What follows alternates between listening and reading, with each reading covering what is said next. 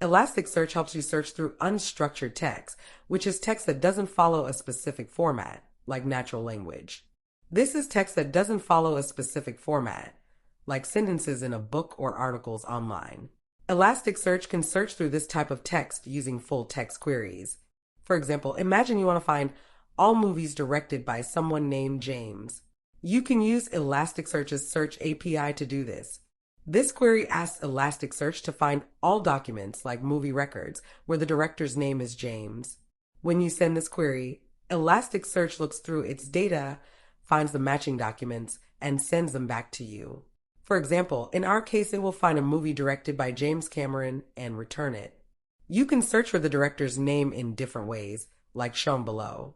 All these will work, but if you search for a shortened name like Jam, it won't work.